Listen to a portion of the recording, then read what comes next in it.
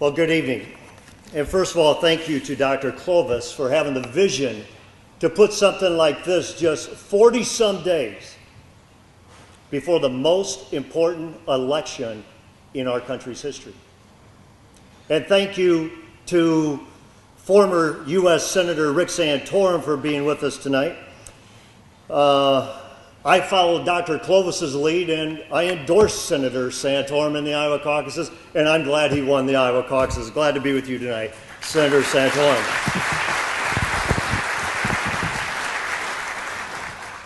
My remarks were meant to be brief, but now that Congressman King is not going to be here, I'm going to go on a little bit. Ronald Reagan. Ronald Reagan said, "Greatness in America, great change in America begins at the dinner table."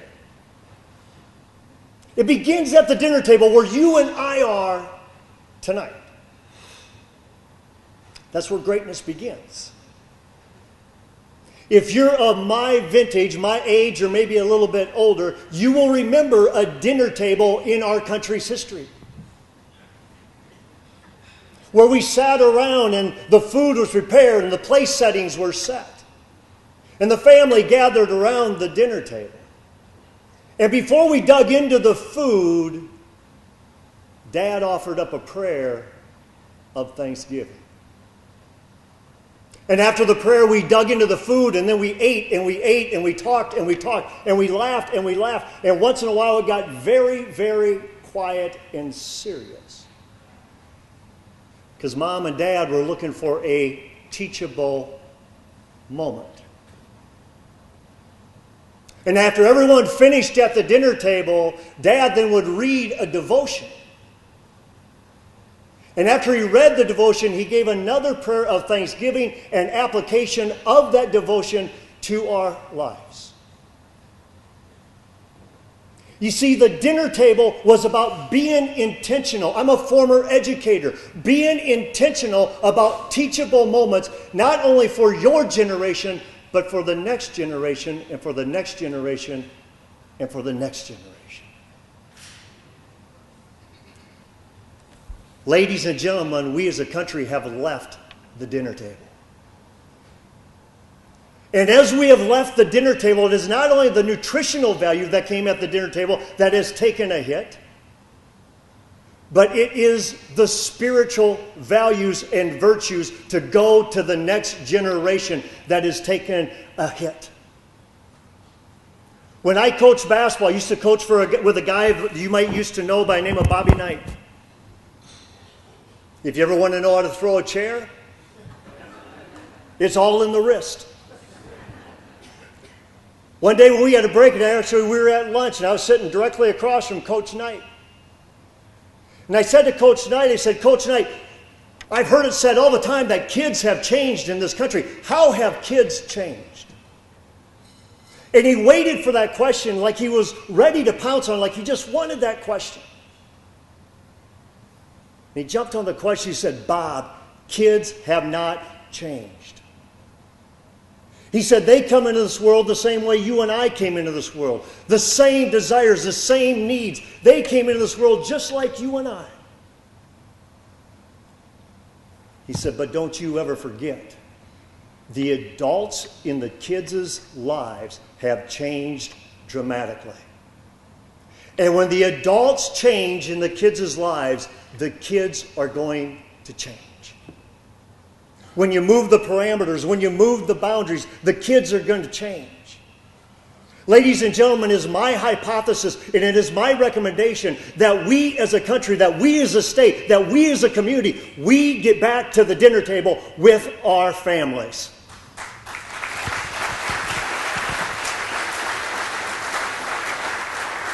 You see, the dinner table represents the foundation. The Constitution represents the foundation that you just heard Senator Grassley talk about. I remember when Iraq, the country was going through, what should their Constitution look like? And I had somebody email me and said, "Hey, why don't we just give Iraq our Constitution? We're not using it anyhow." We need to get back to the foundation. You go back to the founding fathers that you heard beautifully read up here. The founding fathers, whether it was Franklin or whether it was Jefferson or whether it was Adams, they said, in order for this country to survive, in order for this republic to make it, it needs to hinge on two inseparable rungs: religion and morality. Religion and immorality, where we recognize that there is a God. And we try to apply to His standards, His precepts, His principles. And morality, that if we're going to govern ourselves, we better be a moral people. Well, you saw two conventions, a Republican convention and a Democrat convention. Ladies and gentlemen, let me tell you, you do not remove God accidentally from your party's platform.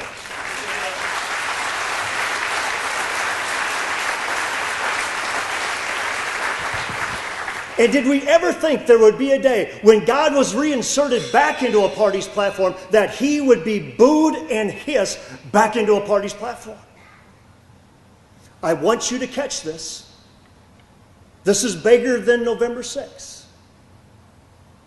This is two world views on display for all of us to look at.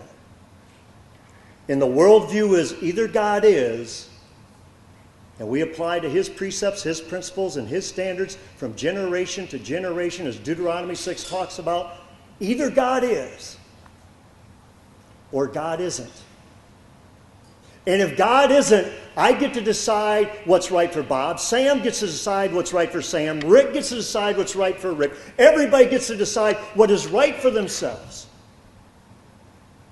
And in the end of the book of Judges, it says, and everyone did what was right in their own eyes. And it was absolute tolerance. It was an absolute train wreck. And it is the very thing that will take down this country. Ladies and gentlemen, we must get back to the foundation. We must get back to the Constitution. We must understand, as Senator Grassley laid out before us, that the legislature, the legislative branch, they make the law because they represent us.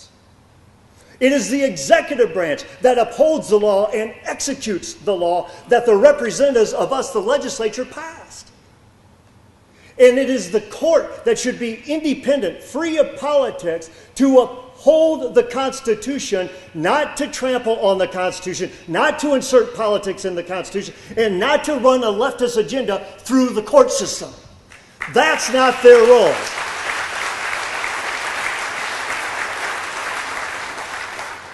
The Iowa State Bar Association, they'll tell me, they'll say, Bob, this is only one opinion. It's only one opinion. You can't be that upset at a court because of one opinion. One opinion, Dred Scott, blacks are property. One opinion, Roe v. Wade. We've killed 60 million babies off of a court's opinion. One opinion, the Varnum opinion, and you are now seeing same-sex marriage infiltrate this state. One opinion where a court legislates from the bench, when a court executes from the bench, when a court tries to amend the Constitution from the bench. And when a court tries to do that, it is our responsibility as the people, the final arbitrators, to kick them off the bench.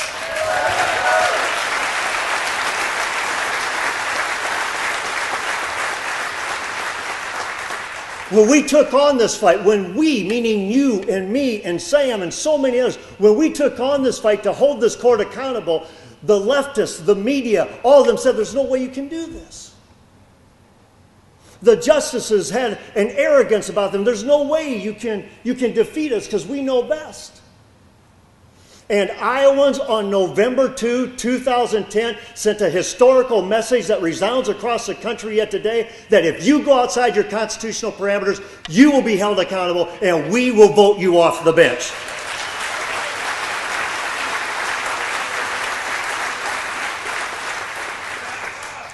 Judge Wiggins is number 4.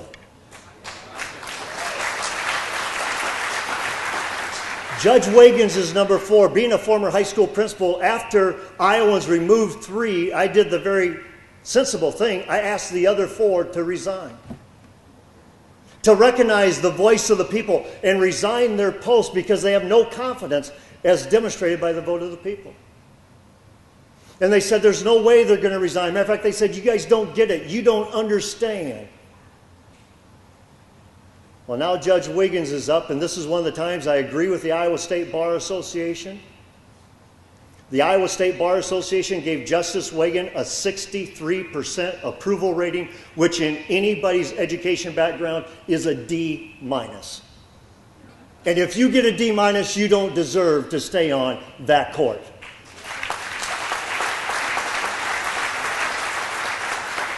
But what is ironic about it is that the same bar association that gave him the D-, they are telling people, you need to retain Justice Wiggins. Ladies and gentlemen, this is not about protecting an institution. This is about defending the Constitution. That's why you vote Judge Wiggins off on November 6th. And I believe when every freedom-loving conservative gets out to the polls to vote out David Wiggins, I believe Governor Romney and Representative Ryan are going to be the benefactor. I believe Congressman King and Congressman Latham and candidate Archer and candidate Lang will be the benefactor. And I believe that the Iowa Senate will be the benefactor. And we can have a conservative sweep here in the state of Iowa on November 6th. And I'm telling you and I'm begging you, we need a conservative sweep on November 6th.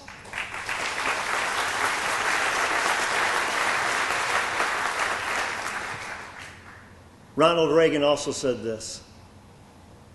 He said, freedom is fragile. It is only one generation away from extinction. And if you want to preserve freedom, if you want to defend freedom, you've got to want it pretty bad. And if you never knew what to do, I'm going to tell you what to do. You have to take a stand. You have to take a stand in your workplace. You have to take a stand in your church. You have to take a stand in your community. And sometimes when you take a stand, as Rick can tell you, or Sam can tell you, or I can tell you, sometimes you will get shot at. But it's okay if you're standing for the right things. As we tell our boys at home, you will never be right. You will never be right sitting in your comfortable lazy boy chair. You will never be right when you do what is wrong or when you allow what is wrong to exist. But you will never be wrong when you do what's right. And what's right tonight is that you choose to take a stand. What does that look like? When the Obama administration threatens your religious liberty, we must take a stand when they threaten our religious liberty.